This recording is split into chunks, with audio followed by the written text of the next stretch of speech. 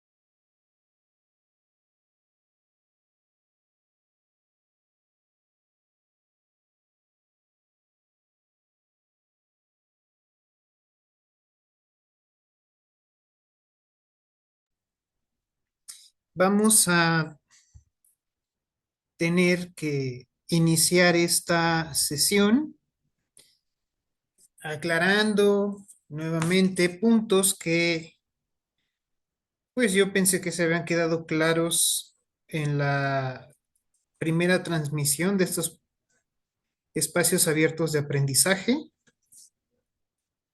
pero por lo visto pareciera que no, y hay que hacer un énfasis, insistir,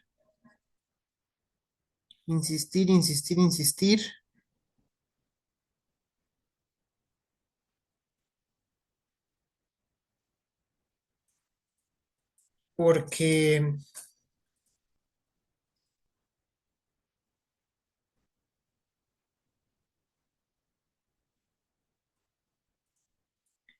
muchos de las situaciones que aparecieron en este fin de semana, pues son un reflejo de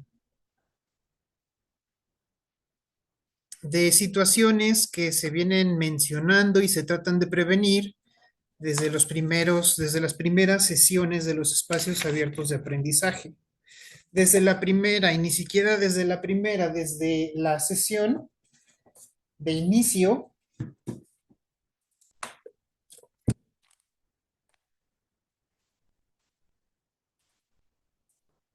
la sesión de grabación que les hice llegar en el primer día de la primera semana. Y pues a pesar de esto, se siguen presentando pues situaciones que pues pareciera que no se están tomando en cuenta. En primer lugar, mencionar el uso del manual de citas y referencias. Compañeros, compañeras, el uso de este manual no se trata de un elemento optativo de me están presionando para usarlo, lo voy a ignorar. O voy a seguir escribiendo mis respuestas mediocres de 4 o 5 palabras y es de utilizar el manual de citas y referencias.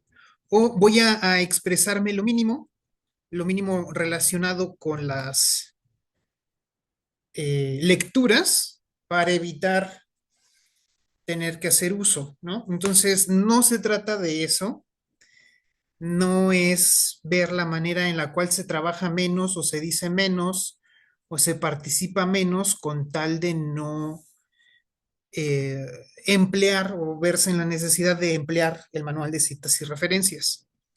También a ustedes en la primera semana se les mandó un comunicado en el que se les menciona cuál va a ser la forma de trabajo y en este hay un pequeño tutorial sobre la implementación del manual de citas y referencias, ¿vale? Entonces, este documento, independientemente de los 1000 pretextos que escucho o que recibo cada que me dirijo personalmente a alguien pidiéndole que por favor lo imprima y lo empiece a utilizar, independientemente de los 1001 pretextos que pudieran proporcionar, ¿no? La situación está, ok, escucho, entiendo, asimilo tu situación, pero a pesar de eso, tienes que hacer uso del manual porque es obligatorio desde febrero desde el 2023. ¿Ok? Entonces, no se trata de eh, ver la forma de trabajar menos, de escribir menos, de referirse lo menos posible a las lecturas con tal de que no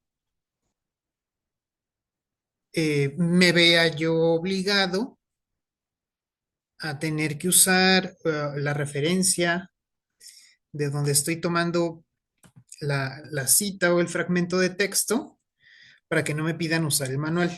Entonces, por favor, compañeros, compañeras, entre más pronto dejemos esa actitud infantil, mejor les va a ir a ustedes y más vamos a poder avanzar en estos espacios abiertos de aprendizaje en los que no puedo yo avanzar o progresar en otros temas que también son de importancia, pero que no se pueden abordar a veces debidamente,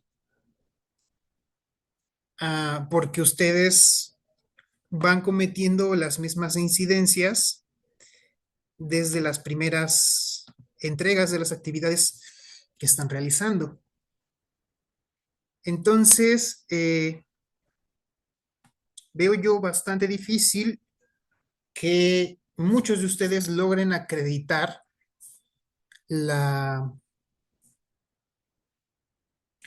la tercera actividad integradora porque yo les sugerí desde la primera, si ustedes empiezan a usar el manual y empiezan a referenciar desde la primera, segunda, tercera actividad, para esta, que es la tercera, ustedes ya no van a tener dificultades para referenciar y en esta actividad, aparte de mencionar los textos, que para esta lectura son Frankenstein o el moderno Prometeo, capítulos 4 y 5, la reseña y la debutante de Leonora Carrington. Esos son los 3 textos que deben de leer para el desarrollo de esta actividad.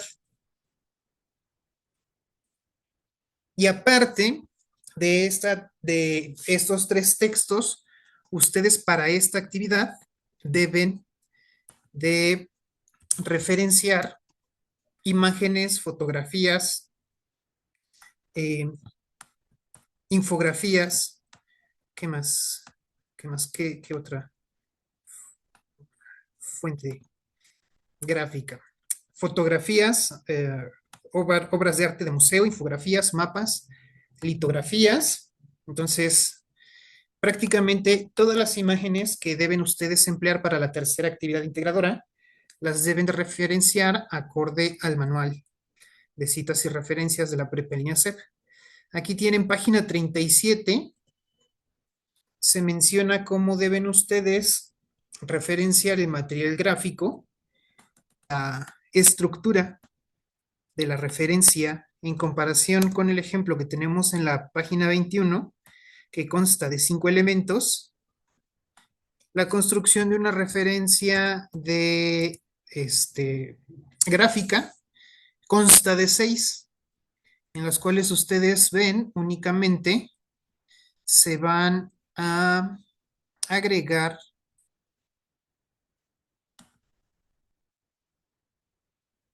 este elemento que es el formato, que vendría siendo el cuarto elemento y sería pues básicamente la única parte de la estructura de la referencia que se estaría modificando. El problema, insisto, es que ustedes o muchos de ustedes o prácticamente la mitad de los alumnos de esta generación no han hecho este intento de empezar a estructurar sus referencias y lamentablemente pues están teniendo un atraso con respecto a esta parte. ¿Por qué?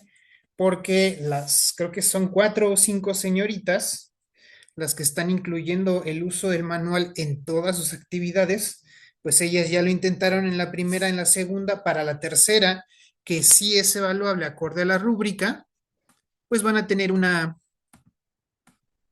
no tengo abierta la rúbrica, pero ahorita la abro, sí van a tener una notoria diferencia teniendo en consideración las entregas que se van a estar realizando. Ahora, el problema, ustedes tuvieran un poco más de apertura a algunos detalles que se les mencionan antes de que ocurran problemas de evaluación o estuvieran abiertos a realizar los cambios y las modificaciones cuando los problemas de calificación se presentan entre semana, pues a lo mejor tendríamos otra perspectiva de la cual partir para progresar y tener mejoras, ¿no? En el desarrollo de las actividades. La sesión pasada me llevé una buena parte de este espacio en simple y sencillamente explicar cómo se redacta una respuesta. ¿Por qué? Porque estaba recibiendo actividades en los que las respuestas son sí, no, no sé, muy bonito, no me gusta. Respuestas que, insisto, lo dije ya, son como de preescolar o los primeros años de primaria. Entonces, el problema es que si yo no intervengo y menciono o pongo ejemplos o explico de qué manera se puede solucionar esta escasez de argumento, entonces obviamente la culpa recaería en mí, ¿no? Estamos acostumbrados a que sea así. Ahora las cosas, que la culpa sea del docente o del facilitador y ya no de quien esté estudiando, ¿no? Entonces, previendo esa situación, pues sí, pues hubo necesidad de mencionar algunos ejemplos y estos ejemplos, pues, similares a los de las respuestas, ¿no? Y a pesar de la situación, se originó en una persona en particular, no hubo respuesta y no hubo una segunda entrega. Entonces, menciono también esta parte para que quede claro aquí en las sesiones qué es lo que se está presentando y que quede también como un antecedente en el cual se menciona esta situación para que por ahí del 19 de enero, que cierre el módulo, pues entonces, pues, si me dicen algo o alguna cuestión, pues yo puedo decir, bueno, es una situación que se está abordando prácticamente desde la primera. Se mencionaron ejemplos de argumentación en la segunda sesión y en la tercera se volvió a mencionar que se sigue incurriendo con las mismas deficiencias que se están presentando. desde las entregas de las primeras actividades. Ahora, esto no se trata de caer en conformismo. Si se tratara de caer en conformismo, hasta yo me ahorraría tiempo y hasta cierto punto paz mental.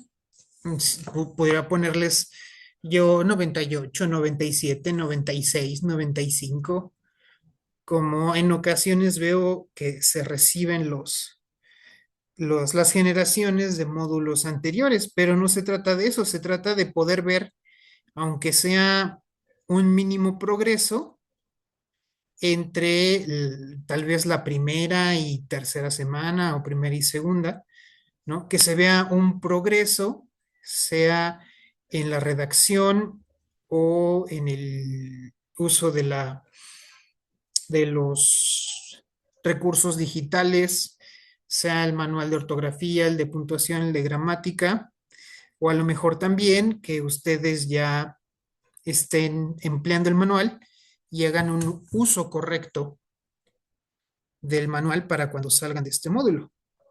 Porque, insisto, no se trata de caer en conformismo, de hacer siempre a lo mínimo, colocar respuestas de 2 palabras, o a lo mejor una respuesta de 10 líneas, pero ninguna de estas líneas, o a lo mejor 6 palabras de estas líneas, apegadas al contenido de la semana, los contenidos o a los temas que se están mencionando.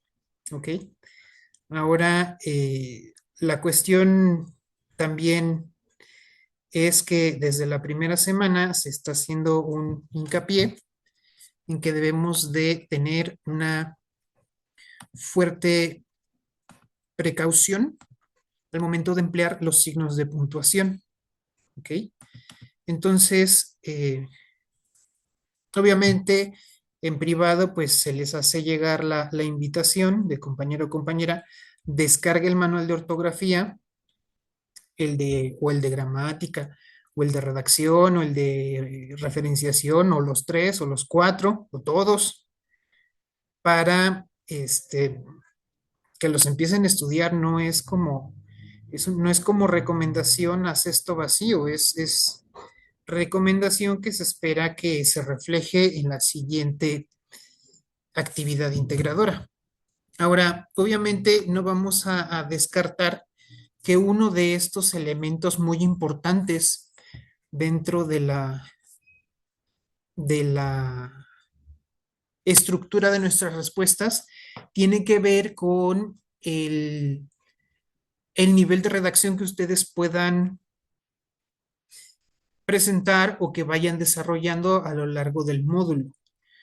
Y un punto elemental, obviamente, es el uso de los signos de puntuación. ¿Ok? Entonces, desde quinto de primaria, el libro de texto, bueno, antes de la reforma del 22, el libro de texto explica la forma en la cual una idea central o una idea principal se deriva en una serie de ideas complementarias o de apoyo, que es lo que a veces llamamos subordinación o coordinación de las ideas, y que permiten ir desarrollando de un mismo sustantivo de la idea principal un párrafo en el cual la primera oración, o en ocasiones la segunda, contiene el elemento principal llamado sustantivo principal o sujeto principal, que es sobre el cual va a hablar el resto del párrafo. Entonces, para ir uniendo, hilando o coordinando las estructuras del párrafo, pues nosotros tenemos que hacer uso de signos de puntuación como la coma, el punto y coma, el punto y seguido, y nexos o este, um, interjecciones, no, no son interjecciones.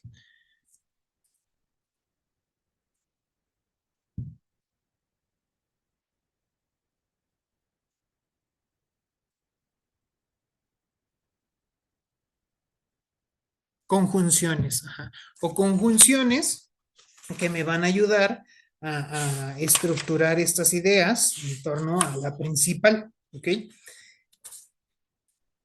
Cuando yo tengo una estructura gramatical simple que puede constar de un sustantivo, puede constar de artículo y sustantivo, o de sustantivo y algún tipo de adjetivo, tenemos la partícula más simple o el elemento más simple que podemos nosotros capturar o delimitar mediante las comas. Entonces aquí lo vemos para separar expresiones o separar vocativos. Las expresiones casi siempre son uso de adverbios para enriquecer o fomentar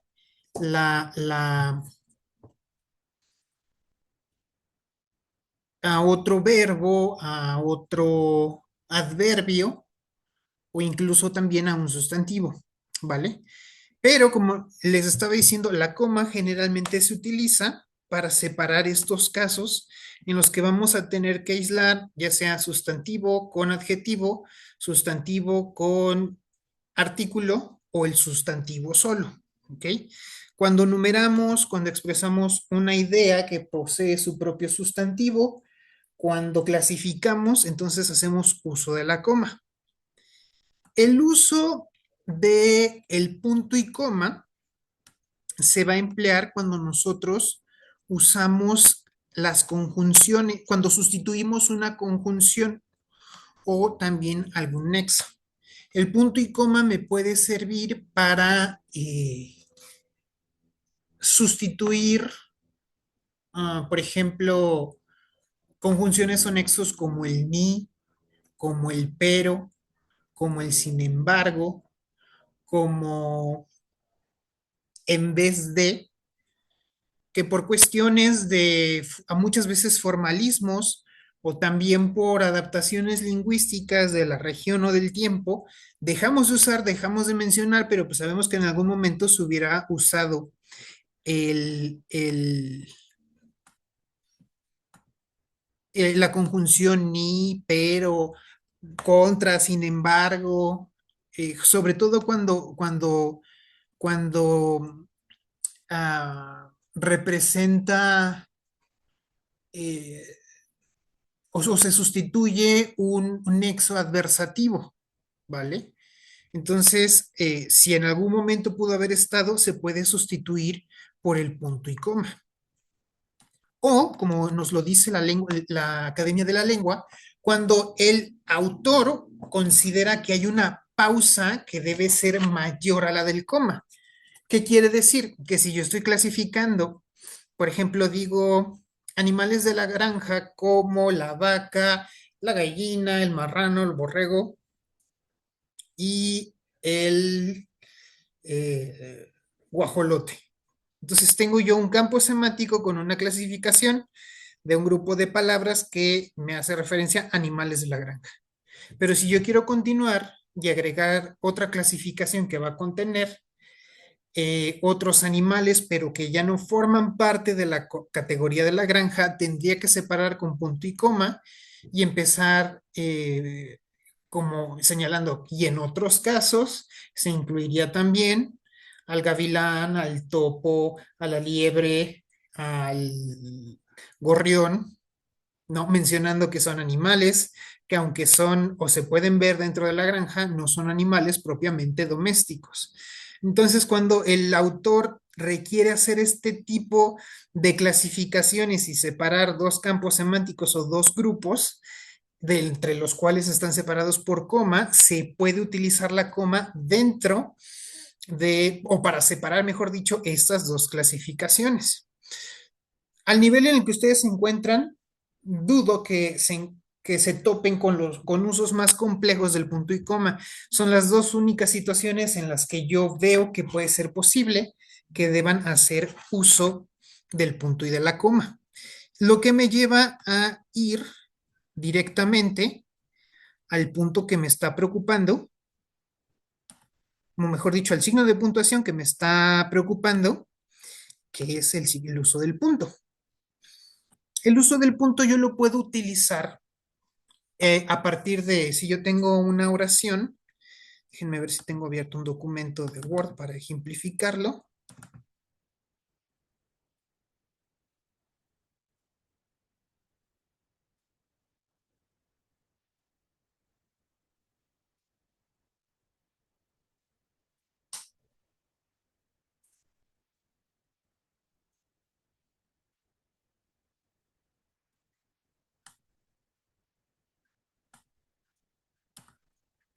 Si yo tengo una afirmación o una sentencia del tipo de el oso panda, no, los pandas son, ajá, sí, el oso panda,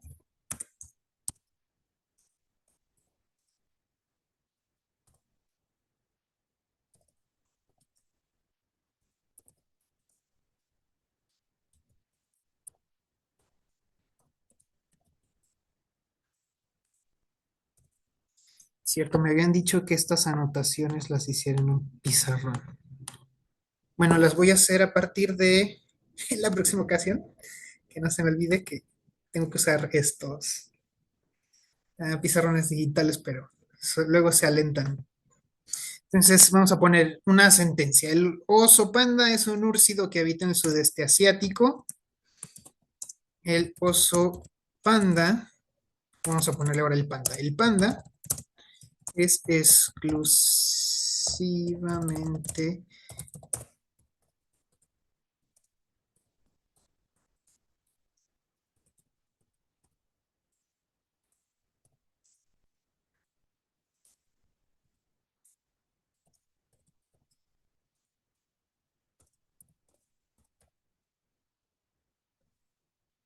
ay, miren, ya me estaba saliendo aquí lo italiano y aquí lo gringo.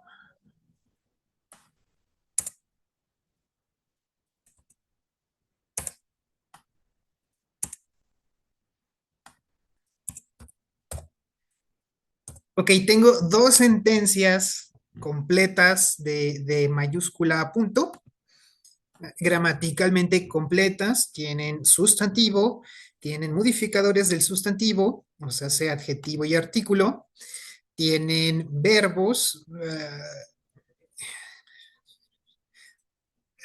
compuestos en ambos casos, tienen complementos circunstanciales. Eh, en este caso ya empleamos una coma y pues son dos sentencias, oraciones completas, ¿no?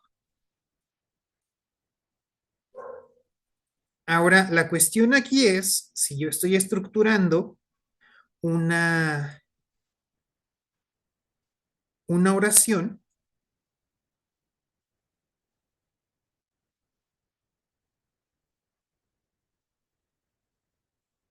perdón, un párrafo, ¿cuál es la forma de unirlas?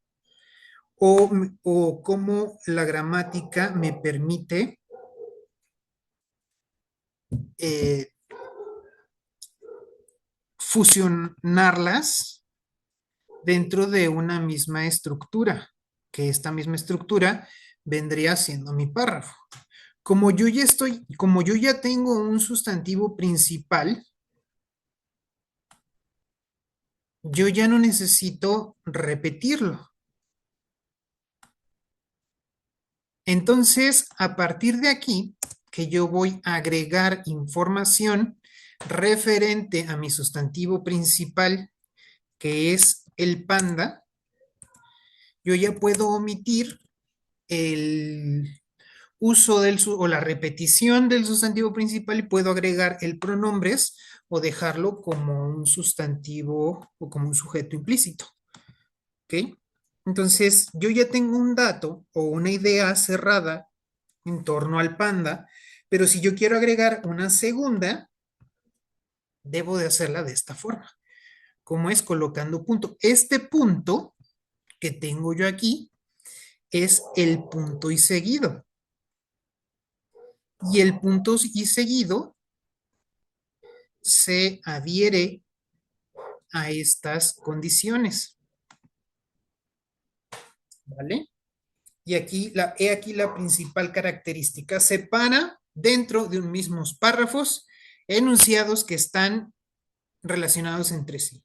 Aquí yo no pondría desarrollan la misma idea, yo pondría están hablando o están abordando sobre un sujeto común o un sujeto,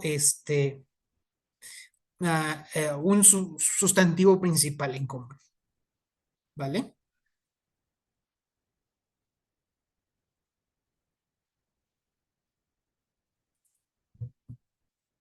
Sin embargo, este tampoco es el que me preocupa, porque no todos, pero sí gran parte del grupo, de la generación, sí puede hacer, identificar en qué casos se emplea y colocarlo.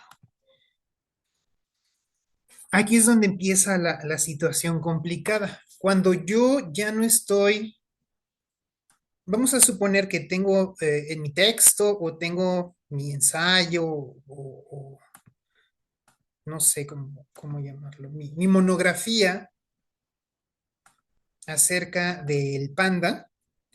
Y si yo voy a hablar dentro del mismo tema, pero ya de algo más específico como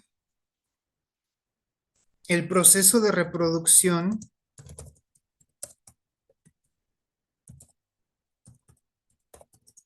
de los pandas en cautiverio, aquí mi sustantivo ya no soy, aunque estoy hablando de los pandas, mi sustantivo o mi sujeto dentro del próximo párrafo en el que voy a desarrollar todo esto sería en conjunto el proceso de reproducción de los pandas. Esa frase es todo un sustantivo porque lo que voy a hablar en el siguiente párrafo va a ser exclusivamente de eso. Entonces, entre párrafo y párrafo, yo necesito dejar un punto, hacer salto del renglón y a partir del segundo párrafo dejar este espacio que tengo yo aquí que se llama sangría. ¿Ok? Esta sangría no se coloca al inicio del texto, sino a partir del segundo párrafo en adelante. Yo ahí ya lo coloco, lo empiezo a emplear y me va a indicar que, bueno, yo ya hablé de cierto tema, sí, efectivamente ese cierto tema está relacionado con los pandas, pero ahora voy a hablar de algo más específico. Ya mi sustantivo ya no es el panda, ya es su proceso de reproducción y a partir de aquí, todo lo que yo diga, las oraciones que yo agregue o incluya, van a tener que referirse al proceso de reproducción de los pandas de cautiverio, ¿ok? Sigo hablando de los pandas, sí, es el mismo tema, sí, es el mismo sustantivo, aparentemente sí, porque estoy hablando de los pandas, pero me interesa más aquí abordar su proceso de reproducción, ¿ok? Y este tampoco, insisto, es el que me preocupa tanto. Me preocupa porque, bueno, sí me preocupa porque vamos a ver que ustedes muchas veces realizan la escritura de algún párrafo y al momento de concluir el párrafo olvidan colocar el punto. Entonces, muchas veces, aún así sin punto, dejan la respuesta, no hacen salto del renglón y empiezan a escribir. Entonces, para fines prácticos, ahí, aunque ustedes crean que están haciendo dos o más párrafos, no lo están haciendo porque mientras no inicie el segundo párrafo con sangría y no coloquen ustedes el punto antes del salto de renglón, pues es prácticamente un párrafo totototote. Y ustedes están, mmm, escribiendo una respuesta, a lo mejor te está pidiendo, porque hay ejemplos así que te pide, escribe 15 líneas de 2 a 3 párrafos. O sea, esas 15 líneas las tienes que estructurar en 2 o en 3 párrafos. Y a veces ustedes creen que están haciendo 2 párrafos y queda así. Bueno, este no es un ejemplo muy bueno porque no hay aquí, o sea, sí hizo el salto de renglón, ¿vale? pero hay veces que no colocan ni este punto y no dejan el salto del renglón. Ahora, la estructura correcta, entonces sería, a partir de este salto del renglón, dejar este espacio llamado sangría. Pero tampoco, insisto, es el que este, me preocupa. El que me preocupa es el punto final. El punto, compañeros y compañeras, es el primer signo ortográfico, gramatical, o sea, de escritura, que se les enseña a los estudiantes.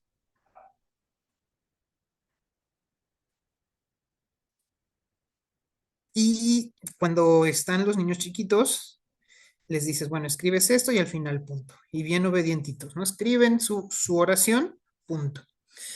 Pero esa costumbre se va perdiendo en algún momento de la educación básica y lo dejan de poner en algún momento, lo dejan de emplear.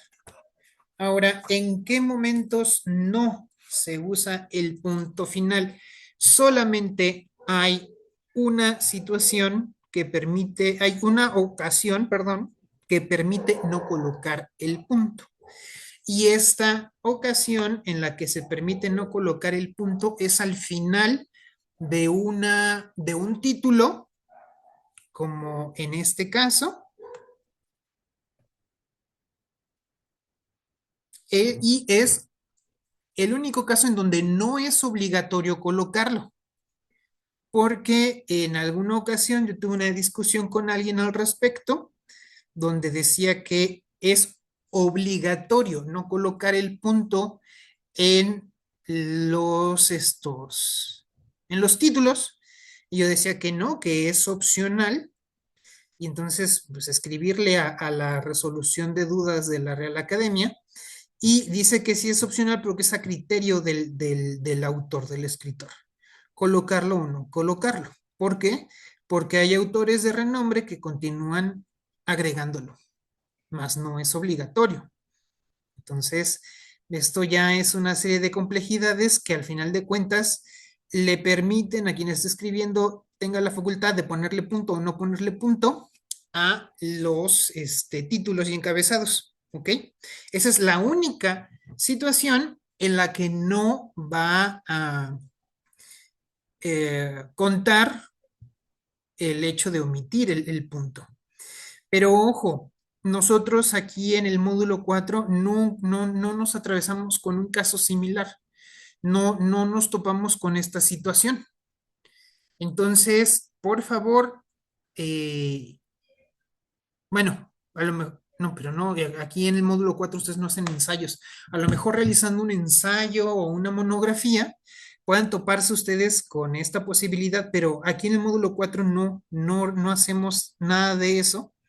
Entonces, eh, lo ideal sería que al final de cada párrafo o y al final de cada respuesta, aunque esta respuesta esté dentro de una tabla, de un cuadro comparativo, dentro de un mapa conceptual, colócale el punto. ¿Por qué? No son normas que se está inventando Daniel, no son normas que se está inventando la prepa en línea. Son normas que parten de convenciones nacionales e internacionales sobre el uso del español. ¿Ok? Entonces, si nosotros tratamos de hacer que ustedes alcancen un perfil más o menos académico, más o menos uh, profesional, pues entonces una de las mínimas normas a las cuales tenemos que adaptarlos son a las convenciones lingüísticas internacionales sobre el uso de la lengua, la gramática y de los signos de puntuación. ¿Ok? Entonces, yo, híjole, no creo que sea muy maduro de parte de nadie que cuando se nos señala un error con argumento, con referencia, con cita, aún así estemos nosotros en la actitud infantil de querer defenderlo, ¿no?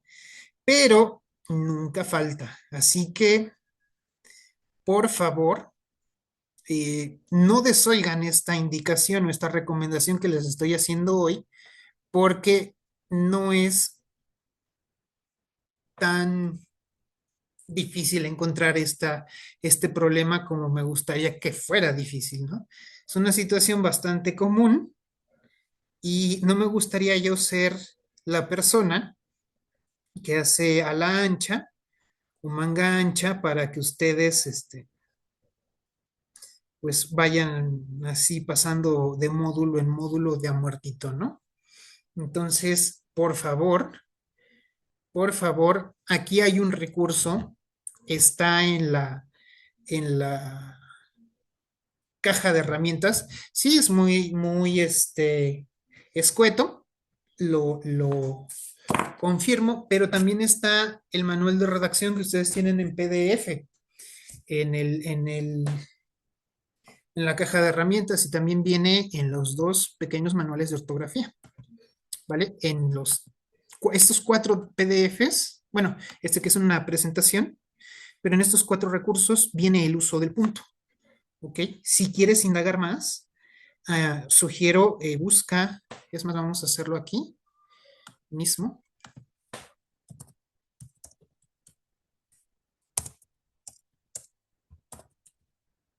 creo que es consulta RAE.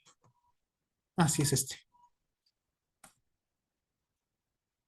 Y aquí tenemos, miren, todas las situaciones y hasta con ejemplos. Miren, ¿ya vieron? Situaciones y ejemplos en los que se usa, y ya vimos uno en el que no se usa, el, el punto. Y miren, hasta nos da la referencia, ¿no? La regala así, ya llévatelo flojo, llévatela ya hecha. ¿Ya vieron? Bien bonito. Ahora, denme un segundo.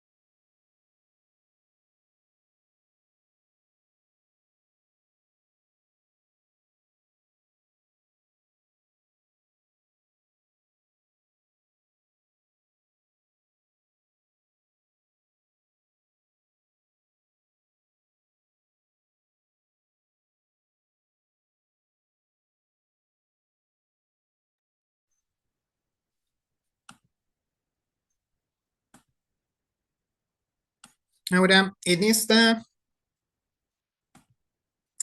tercera, no, en esta segunda semana,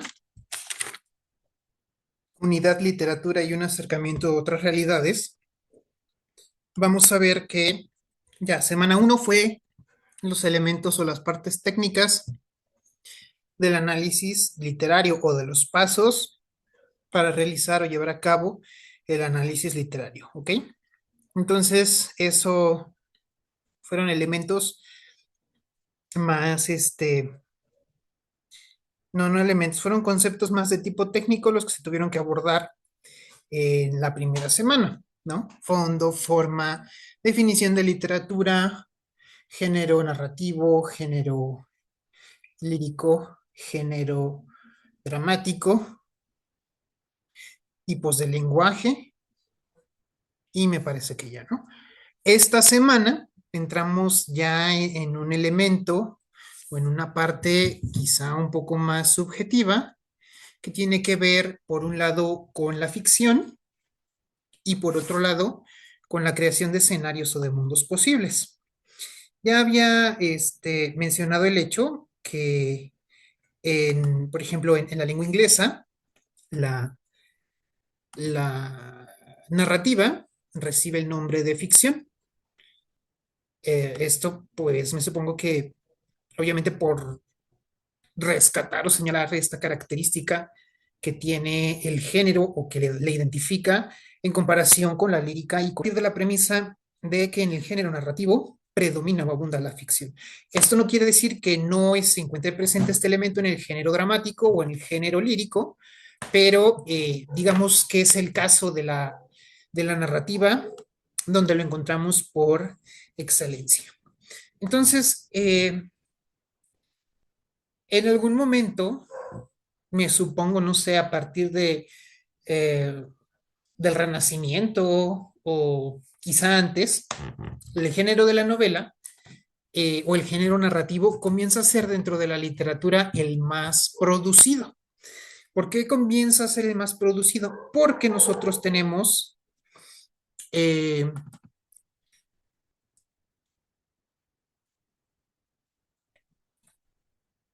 tenemos que fijarnos en algo que se llama la intencionalidad del autor, que es el propósito que guarda el escritor para dar a conocer su pensamiento, su ideología, a través, obviamente, de una obra literaria. El, obviamente todas las artes tienen una profunda carga emocional, pero sobre todo existencial, pero no sé si yo al identificarme con la literatura, por estar abordando tantos años hablando de lo mismo, me identifico también dentro de, yo creo que las personas que gustan de la escritura tienen motivaciones existenciales o dudas existenciales o pulsaciones existenciales particularmente fuertes o destacables, ¿no?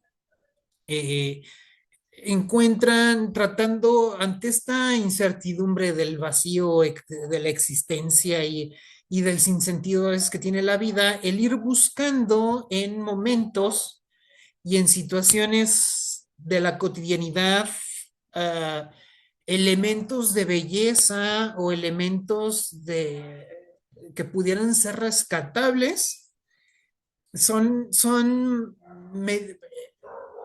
el objeto o el mensaje en el cual se envuelve o se matiza la idea que el autor pretende dar.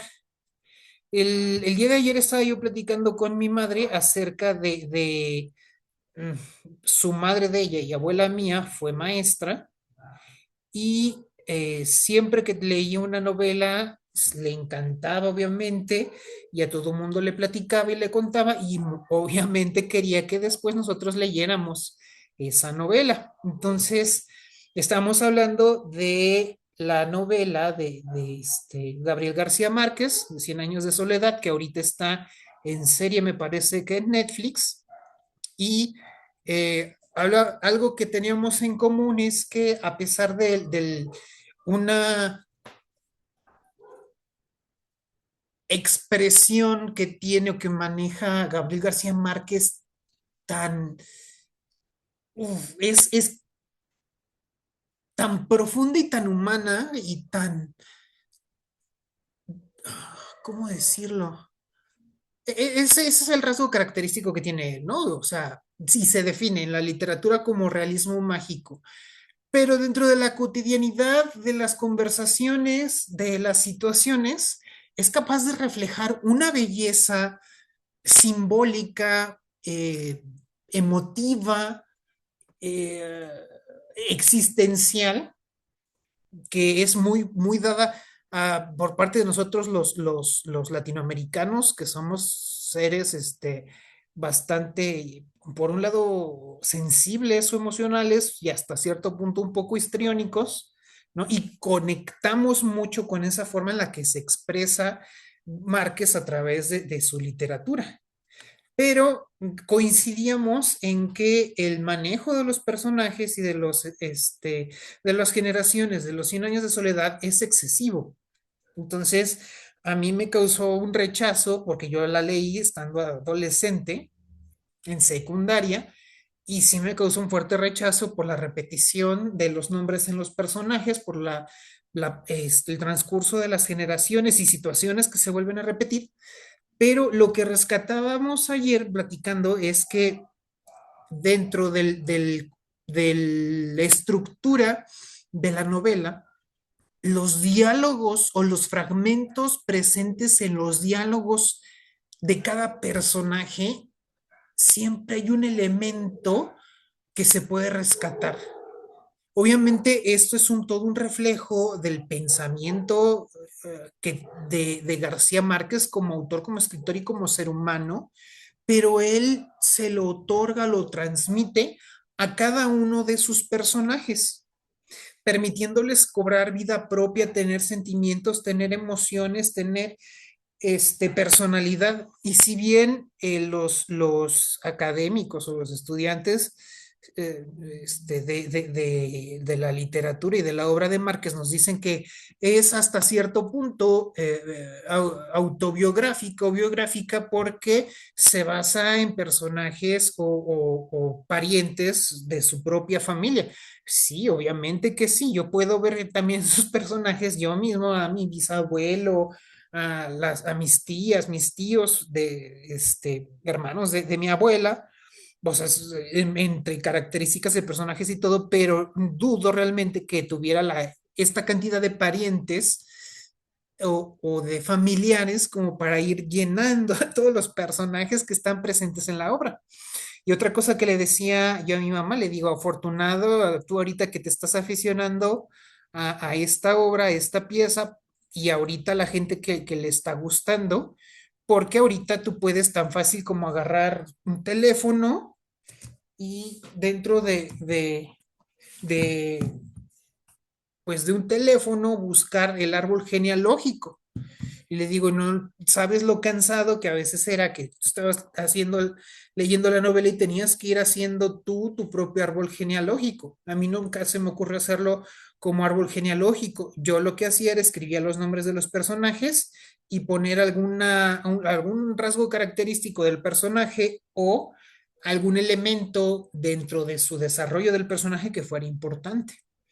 Entonces, pues a mí yo nada más iba escribiendo una lista con los nombres de los personajes, pero los nombres se repiten.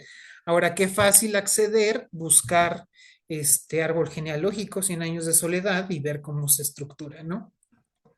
A lo que voy, no quería tomarlo de ejemplo por la complejidad de una obra tan bien escrita, tan bien hecha, excelentemente bien ambientada y insisto, con unos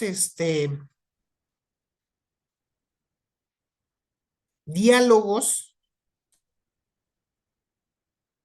y un desarrollo de personajes tan elaborado, pero tan bueno, que de verdad, no sé,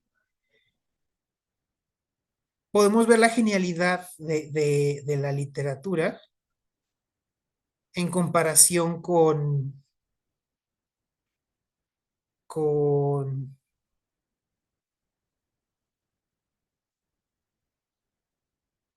pues, programas de televisión, mismas series, películas, telenovelas y ver cómo por ejemplo, las telenovelas mexicanas que se exportaron a lugares tan exóticos como Croacia y Japón, Rumania, podemos ver cómo las deficiencias en los argumentos pues son muy latentes, ¿no? O sea, se ve mucho la mediocridad de la calidad del desarrollo de los personajes, de los diálogos, de las escenas, en comparación, obviamente, pues con la literatura y el desarrollo de personajes, escenarios, situaciones, personalidad, diálogos, ¿no? Como es capaz o tenía la capacidad García Márquez de desarrollar en novelas que eran brutalmente interesantes y en las cuales generaciones anteriores a nosotras, a la nuestra más bien, podrían identificarse por experiencias y vivencias que se tenían en común entre muchas sociedades y muchos pueblos latinoamericanos, aparte obviamente pues del uso del español, ¿no? Entonces, esta descripción de contextos y perspectivas, pues nos habla o nos menciona sobre el autor y todo el mundo que lleva dentro, ¿no? Cada autor tiene su propio universo literario. Imagínense que cada escritor trae un Marvelverse o no sé cómo se llama, el multiverso de Marvel, ¿no? Así también los autores, en donde algunos elementos de sus historias están conectadas con otras novelas o en casos están completamente independientes y aislados, ¿no? El planteamiento de situaciones, personajes, diálogos bien desarrollados, pues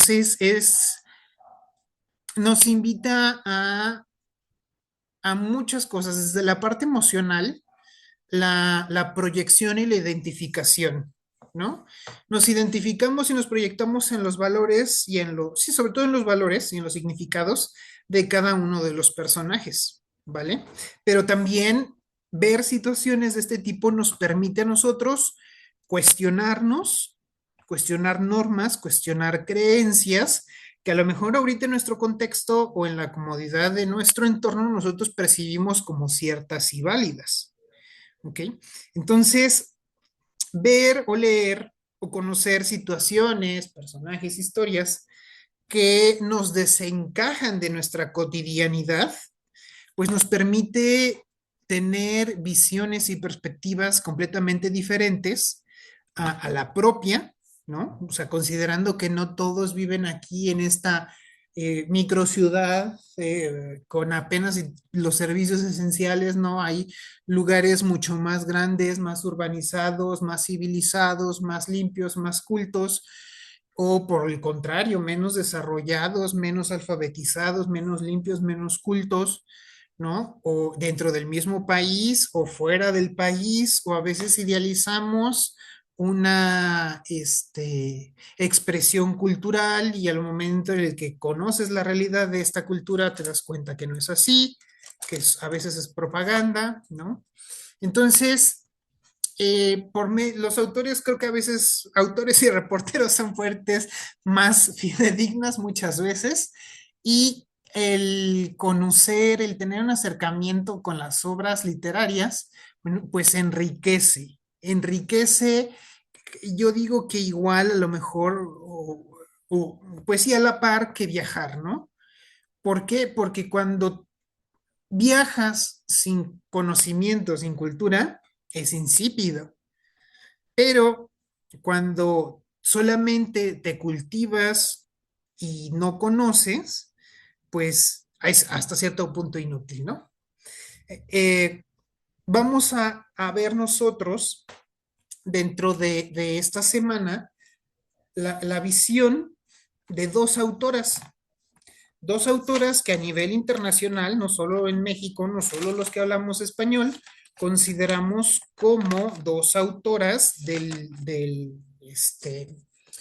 la literatura. Bueno, vamos a decir que una es una autora de la literatura universal y la otra es una artista que ella fue más artista gráfica que literata, es Leonora Carrington, y aunque no es reconocida ampliamente por su obra literaria, sí lo es por su obra en artes plásticas, ¿no? Se dedicó principalmente a la pintura, a la ilustración, pero también haciendo un trabajo significativo en escultura.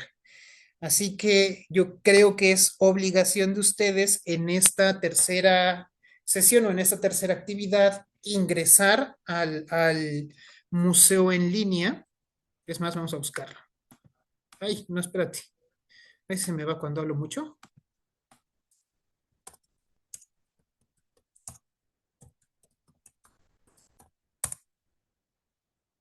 Van a tener que darse su pase web del Museo de Leonora Carrington.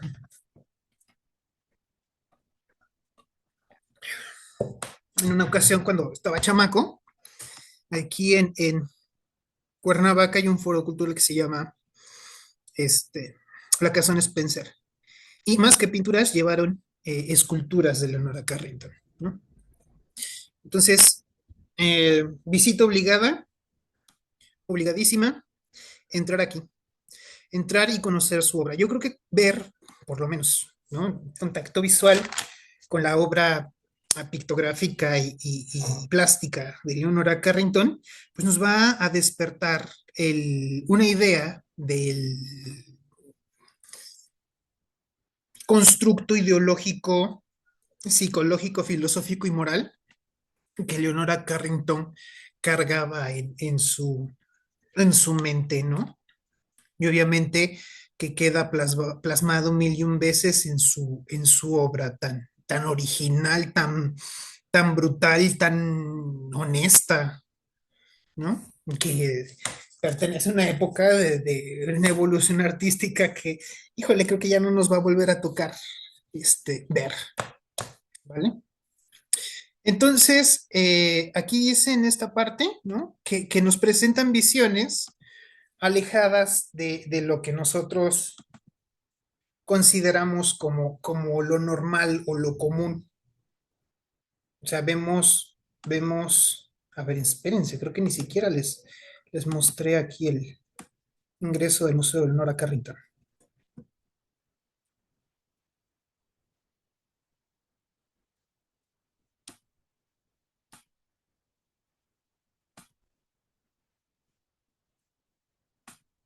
Bueno, entonces el autor o el escritor, como está enfermito del virus del arte, pues tiene a trascender lo ordinario y lo común, ¿no? Y obviamente no se va a expresar de la forma ordinaria y común. Y la actividad que ustedes van a realizar para esta tercera sesión o esta segunda unidad les va a servir para identificar cuáles son estos elementos en los que queda explícito que el artista, o en este caso el escritor, abandona o se despoja de parte de la realidad para embellecer su propia obra. Esta idea, este constructo que les digo que posee cada autor, ¿no? Entonces, es importante que lean y vuelvan a leer, y si es posible, una tercera vez, para que puedan identificar, o mejor dicho, comprender cuál es esa visión que plantean estas autoras. ¿Qué sensaciones, sentimientos me deja la obra de Frankenstein? ¿En verdad se trata de un monstruo? La obra. Y Frankenstein, bueno, el moderno Prometeo más bien, ¿es realmente un monstruo? ¿O qué falta ahí? ¿Qué me está reflejando realmente? ¿Cuáles son sus motivaciones? ¿Cuáles son las motivaciones de Víctor Frankenstein? ¿Cuál es el vacío existencial de los personajes?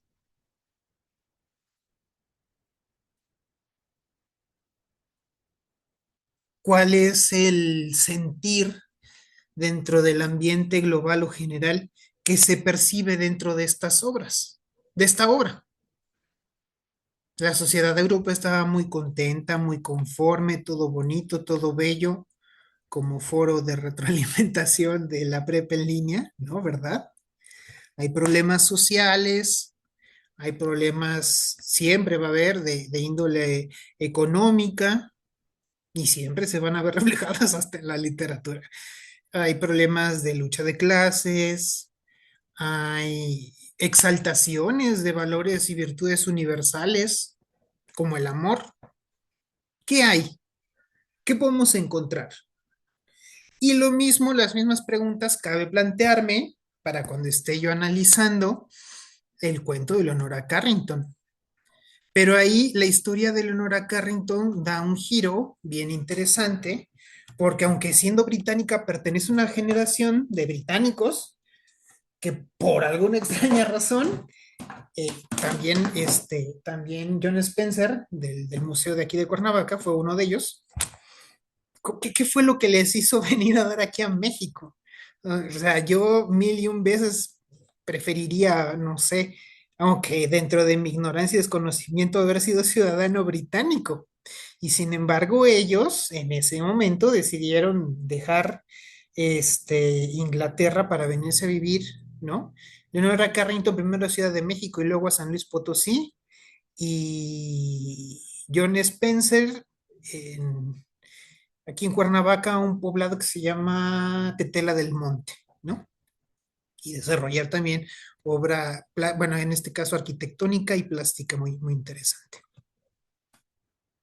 Uno de los elementos que debemos integrar a nuestro conocimiento son las características particulares de los movimientos o corrientes literarias que se desarrollaron entre los siglos XIX y XX. ¿Por qué este periodo? Vamos a ver que este periodo dentro del pensamiento universal, no solo la literatura, marca un quiebre, marca un antes y después. Los europeos allá en el terruño le llamaban el antiguo régimen, que no hacía referencia solamente a los gobiernos monárquicos, sino a todo un sistema de pensamiento filosófico que se daba por obsoleto o se daba por desechado en aquel momento y vemos que surgen nuevas corrientes de pensamiento con sus nuevas propuestas de modernidad, de virtud, de progreso, de ciencia, etcétera, etcétera. Y tenemos que en el siglo XIX se da uno muy fuerte, sobre todo dentro del pensamiento filosófico francés, y que va a repercutir, obviamente, de la filosofía al arte, del arte en todas sus corrientes y también, obviamente, en la literatura. Y luego tenemos en el siglo XX el periodo de las guerras o el periodo entre guerras, donde vemos que esas propuestas magnánimas que dieron pie a grandes ideologías y a grandes nacionalismos no funcionaron. Spoiler, no funcionaron ni todo el positivismo que se traían los franceses, ni el tecnicismo, ni el cientificismo, ni el estructuralismo, ¿cómo le llaman? Estructuralismo, ins- algo de instituciones, no funcionó. Aquí en México tuvimos esa época representada clara y específicamente en el Porfiriato, y luego viene el periodo de guerras. México no participa en la primera, pero tiene la Revolución Mexicana. Y sí nos toca vivir ese periodo de desencanto, ¿no? O sea, se echaron abajo el viejo régimen, pero este progreso positivista, comtista, avant-garde, filosófico, masónico y no sé qué tantas cosas, no les funcionó con sus nuevos nacionalismos y tómala, ¿no? Tenemos una reestructuración del mundo entre la Primera y la Segunda Guerra Mundial, y esto obviamente va a dejar huellas en la psique colectiva, y una de esas huellas o de esos traumas dentro de la psique colectiva se va a llamar el surrealismo, que es una de las corrientes artísticas, pero si es corriente, son corrientes y... No, va a ser uno de los movimientos literarios de la bueno, de entre el periodo de guerras y posguerra, y que va a marcar ya no solo un descontento con la estructura oficial y generacional, sino va a ser prácticamente una contracorriente. Es, ok, no funciona lo de este siglo ni lo del anterior, vamos a intentar cosas diferentes, vamos a irnos por lo onírico, vamos a irnos por lo psicotrópico, vamos a irnos por el psicoanálisis y se abre una vertiente completamente diferente que empieza en el arte también pictórico y que va a influir después a las demás corrientes artísticas, ¿vale? Y que en México se destacó, sino por tener los mejores artistas o representantes del surrealismo, por ser sede. Si no los tuvimos aquí, se vinieron a vivir acá, un tiempo por lo menos, ¿no? Y dentro de este vaivén de idas y venidas de cuestiones tanto filosóficas por un lado como de movimientos sociales y de reestructuración, tenemos el escenario para la obra de Leonora Carrington. Así que de verdad yo espero mucho, esta es mi actividad favorita de todo el módulo. Honestamente sí espero mucho de la entrega de esta actividad, así que no vayan a querer entregar una presentación con recortitos y ya, ¿no? De entrada, si no van a alcanzar este nivel de abordaje, de profundidad, de ahondamiento, el mínimo requisito que yo sí les voy a pedir para poder acreditar la actividad es el uso del manual, ¿no? Si me van a querer chorear, si no van a llegar al punto de análisis y de interpretación de verdad del contenido que nos está mostrando esta actividad, entonces mínimo, mínimo, mínimo, por favor, tengan el tiempo y tengan la responsabilidad y el cuidado de que lo que van a ponerse a hacer buscadero en internet por no indagar o no leer o no averiguar, bueno, a lo que busques en internet, agrégale su cita y su referencia. Ya lo tienes aquí, está en tu cajita de herramientas del módulo 4, está disponible en el foro de novedades, así que por favor no me vayan a espantar con actividades así muy superficiales y muy escuetas, ¿vale? Ya estamos en bachillerato, que se note, ¿vale? Pues de mi parte es todo, muchísimas gracias, ya saben, asistencia por medio del formulario, se dejan unas cuantas preguntillas por ahí relacionadas con el desarrollo de las actividades, ¿vale? Y si tienen dudas a lo largo de la semana, por favor sean concretos y digan duda en esto, ¿ok? Nos vemos el día viernes.